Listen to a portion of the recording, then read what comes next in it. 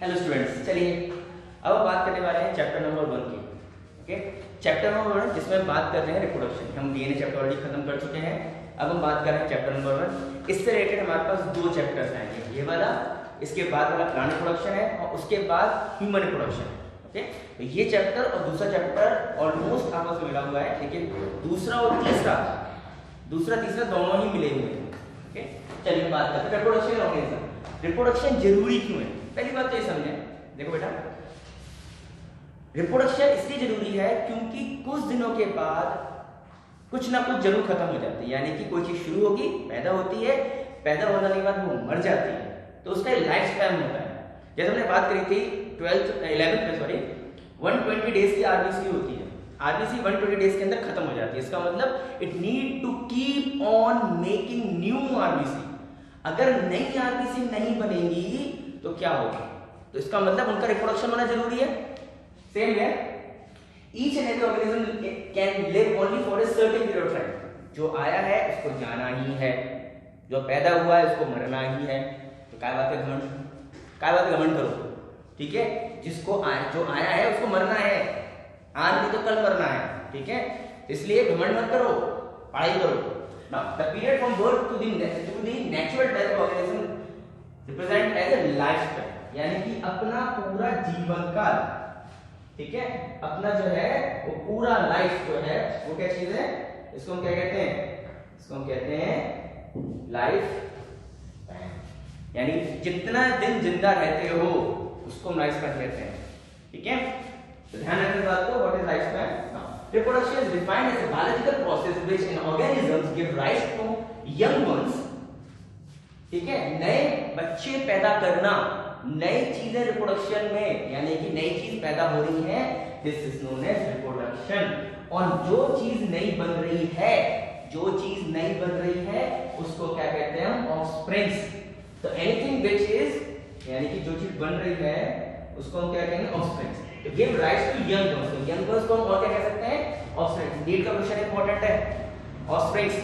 क्या होता है क्वेश्चन जो पूछा जाता है उसमें ज्यादातर ये लोग आपसे ऑफस्प्रिंग बोल देते हैं, आप समझ नहीं आएगा ऑफस्प्रिंग क्या बवाल है। तो ध्यान रखें, ऑफस्प्रिंग मतलब होता है नया बनाना, नई चीजें बनाना, नया प्लांट हो सकता है, एनिमल हो सकता है, कुछ भी हो सकता है। Now that should be similar to itself. Similar, exact नहीं बट सिमिलर, कुछ मिला जुला। एक तो होता है कि बिल्कुल सेम, उसके बारे में बात करेंगे। एक होता है मिला जुला, similar. Okay, now the offspring grows, mature and turn reproductive and turn produce new offspring. क्या करेगा ये नए ऑफस्प्रिंग्स को बनाना शुरू करेगा।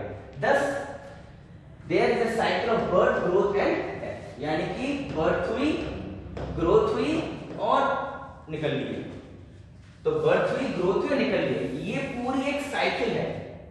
समझ आ गया? बर्थ, ग्रोथ, उसके बाद डेथ, यहां पे खत्म हो जाएगी। साइकिल तो नहीं कहूंगा मैं इसको, लेकिन एक सीक्वेंस है, birth, growth and death. Now when offsprings are produced by single parents, अगर मान लो कोई भी नया ऑफस्प्रिंग्स पैदा होता है बाय ए सिंगल पेरेंट, यानी सिर्फ एक पेरेंट द्वारा, ओके,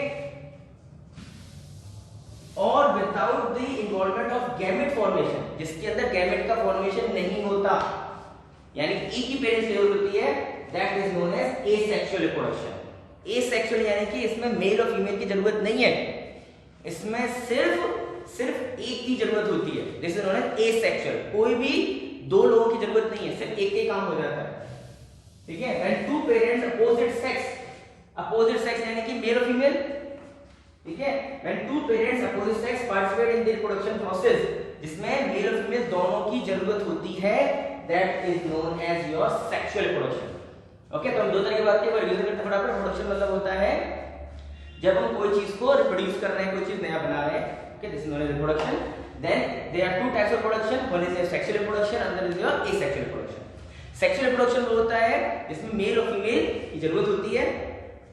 एसेक्सुअल रिप्रोडक्शन होता है जिसमें मेल फीमेल की जरूरत नहीं होती है, सिर्फ एक ही ऑर्गेनिज्म से या एक ही मेल हो या फीमेल हो उससे रिप्रोडक्शन हो सकता है। ओके, नेक्स्ट हमने क्रोमोसोम के बारे में पढ़ा हुआ है, हमने डीएनए में पढ़ा थोड़ा बहुत, हमने 11th में भी पढ़ा है। कोई बात नहीं, हमने मियोसिस पढ़ी है, माइटोसिस पढ़ी है। मियोसिस समझिए, इसके लिए क्या होगा, समझ लो। चलिए कोई बात नहीं, इसको समझ आ गया, अच्छी बात है, नहीं समझ आया कोई बात नहीं। चलिए मियोसिस होती रहती है, ओके, मियोसिस होती रहती है, लेकिन एक लिमिट के बाद वो भी बंद हो जाती है। जब बड़े बूढ़े हो जाते हैं तो मियोसिस बंद हो जाती है, यानी कि रिप्रोडक्शन बंद हो जाता है।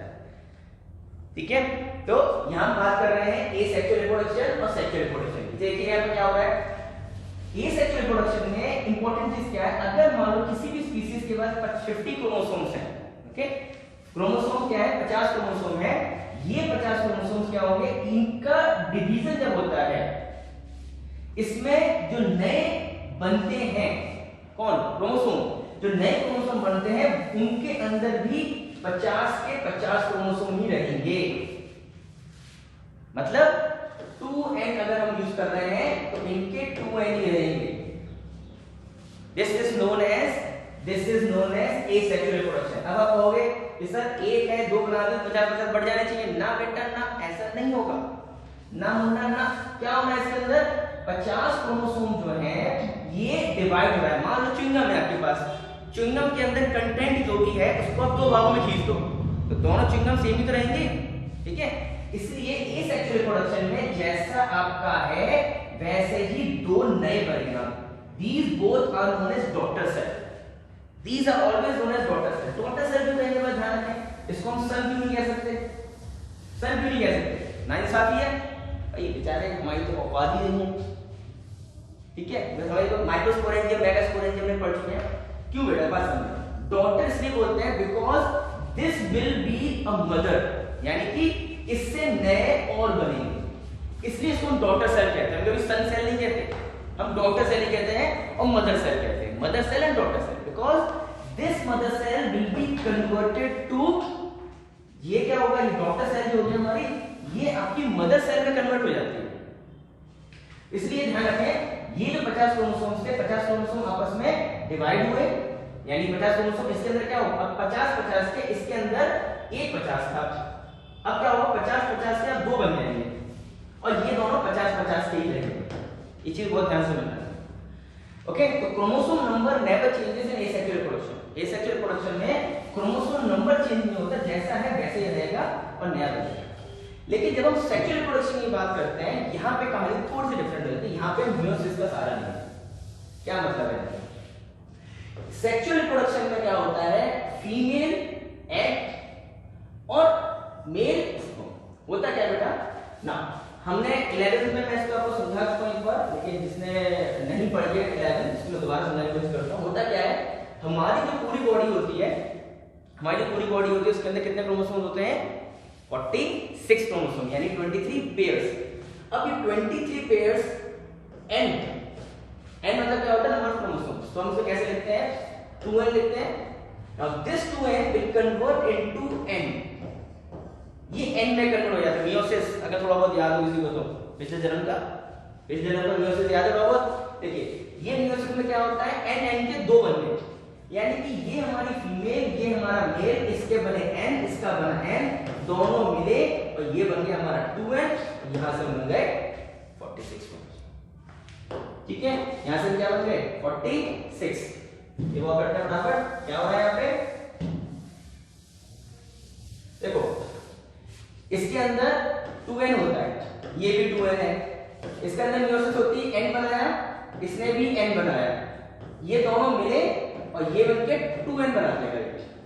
तो एक चीज को ध्यान रखें कि यहाँ पे ये 2n बन रहा है, इसका मतलब दोनों के कैरेक्टर्स आ रहे हैं, दोनों की प्रॉपर्टीज आ रही है, मेल की भी फीमेल की। जब दोनों की आ जाएगी, इसका मतलब do you think that this will be similar to these two? ना, this will not be similar, ये सिमिलर नहीं होगा। क्यों? क्योंकि इसके अंदर दोनों की प्रॉपर्टीज आ रही है, पापा की भी मम्मी की भी। इसलिए ये जो हमारा नया बन रहा है, इसलिए हम जो होते हैं, हम कुछ हद तक अपने पेरेंट्स जैसे दिखते हैं। सेम नहीं है, फोटोकॉपी हो, हम सेम नहीं है, we are not same, we are similar, we are about, हम अपने पेरेंट्स जैसे दिखते हैं, हम पेरेंट्स बिल्कुल नहीं है, बिल्कुल कॉपी नहीं है। तो ये क्यों है? क्योंकि इसमें दोनों चीजें मिला दी हैं। ठीक ठीक है, इसमें हमने दोनों चीजें मिला दी हैं, मेल और फीमेल दोनों को मिला दिया है। लेकिन यहाँ पे क्या होता है, यहाँ पे जो हमारा क्रोमोसोम है ये जैसा ये है वैसा ही ये बनेगा, इसमें कोई डिफरेंस नहीं, दूसरा मिला ही नहीं, कोई मिलावट नहीं है, साफ सुथरा है, इसके अंदर कोई मिलावट नहीं है, ये बिल्कुल साफ सुथरा है, तो जैसा ये है वैसे ही दोनों बनेंगे, काम खत्म। इसमें नहीं है ऐसा, इसमें अलग अलग होगा। ये बात क्लियर है? चलिए आगे बढ़ते हैं ना। अब हम इसको विस्तार से पढ़ते हैं, तो एक सेक्सुअल रिप्रोडक्शन होता है। Now, asexual reproduction, single individual parents is capable of producing offspring, यानी कि इसके अंदर आपको पहले बता चुका हूं मैं, सिंगल पेरेंट से होगा क्या होगा, capable of producing offspring. As a result, the offsprings that are produced are not only identical to one another but are also exact copy of the parents. अभी बताई थी मैंने बात, exact, बिल्कुल सेम, कोई अंतर नहीं है, दोनों में कोई अंतर नहीं है, बिल्कुल एग्जैक्ट सेम है ये, जैसे पेरेंट्स वैसे ही सेम है ये, ठीक है, वैसे ही सेम है ये। ना अब हम बात करते हैं द टर्म क्लोन, जब दोनों सेम होते हैं, जैसे कि पेरेंट्स वैसे ही इसका baby, this is known as clone. Clone मतलब फोटोकॉपी, क्या बात जानते हैं? क्लोन मतलब फोटोकॉपी क्या है, अगर मेरे पास कोई कागज है, ठीक है, मेरे पास कोई पेपर है और मैं उसकी, मुझे बिल्कुल वैसा ही चाहिए दूसरा, तो मैं क्या करूंगा, फोटोकॉपी करूंगा ना, दुकान पे जाऊंगा फोटोकॉपी करा दूंगा। तो क्लोन मतलब फोटोकॉपी, बिल्कुल क्लोन, जैसा है वैसा ही, जैसे गुलाब का पौधा मानो, ठीक है, हम क्या करते हैं, डंडी लगाते हैं, हम एक स्टिक लेते हैं, उसको उसकी वो बनाते हैं, हम स्लांटिंग वे में काटते हैं ताकि सरफेस इंक्रीज हो जाए, उसको हम पौधे उस डंडी को हम मिट्टी में गाड़ देते हैं। अब जो नया फूल बनता है वो वैसे ही तो बनेगा जैसे था वैसा ही तो बनेगा, उसमें कोई अंतर तो नहीं आएगा, तो that is basically clone, because एक ही पेरेंट्स ने बनाया है। Okay, now the term clone is used to describe such morphology and genetically similar होगा, क्योंकि दो पेरेंट्स है ही नहीं है, कोई डीएनए में चेंज नहीं है, डीएनए पढ़ चुके हैं, कोई डीएनए चेंज है, जैसा है वैसा ही रहेगा। Okay, now asexual reproduction is common among the single cell organisms, ज्यादातर किसमें होता है, सिंगल सेल ऑर्गेनिजम्स, दो की जरूरत नहीं है, इसने क्या किया, आपस में दो भागों में कट गया, अपने आपस को उसको दो भागों में वो बट गया, this is known as single cell organism. And in plants animals with relatively simple, तो सिंपल से है उनमें होती है, ठीक है। चलिए now in protista and monera, हम पढ़ चुके हैं में मोनेरा प्रोटिस्टा की बात करें, the organism of the parent cell divides into give rise to the new nucleus. देखिए जरा यहां पे डायग्राम के अंदर, ये एक सेल है, ठीक है, इस सेल के अंदर क्या हुआ, छोटी सी निकली, ये देखो न्यूक्लियस है, this is the vacuole, this is the nucleus, this is the nucleus, this is your vacuole. क्या हो रहा है इसके अंदर, कुछ नहीं हो रहा, इसके अंदर न्यूक्लियस जो हो गया वो डिवाइड हुआ, स्पिंडल वाइज बने, स्पिंडल बनने के बाद न्यूक्लियस जो है वो डिवाइड हो गया, डिवाइड न्यूक्लियस हुआ, यहां से ऊपर निकल आया, देखो बाहर निकल आया, this is known as budding, Hindi में कहते हैं इसको मुकुलन, ठीक है, हिंदी में कहते हैं इसको मुकुलन और इंग्लिश में कहते हैं इसको बडिंग। तो बड जैसे निकल गया, तो क्या होगा, ये बड यहां से टूटेगी और जहां गिरेगी वहां से नया बनेगा, ठीक है, इसको कहते हैं बडिंग। ना आगे देखते हैं, now many single organisms produce by binary fission, क्या होता है इसके अंदर, बहुत सारे में बाइनरी फिशन भी होता है, मैंने cell divides into two halves and each rapidly grows into adult, example is amoeba and paramecium, ये क्या हो गया, आपके बाइनरी फिशन में आ जाएगा।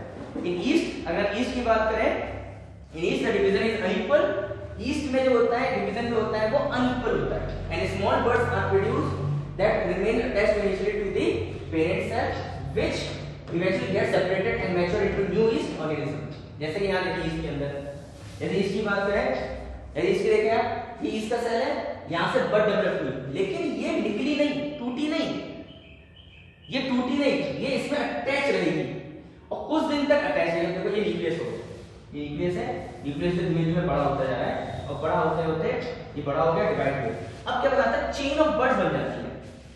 अब चेन ऑफ बर्ड्स जो है वो उसमें रहती है, टूटती नहीं है फौरन, वो कुछ दिन तक रहती है, उसके बाद जब ये मैच्योर हो जाता है थोड़ा सा, है ना, eventually get separated and mature into new east, new organism, क्या होगा, ये थोड़ी सी बड़ी होती है, मैच्योर होती है, तब वो निकल एकदम से नहीं रुक जाती। ये इसकी एक प्रॉपर्टी है, नीट पॉइंट ऑफ व्यू से इंपॉर्टेंट क्वेश्चन है।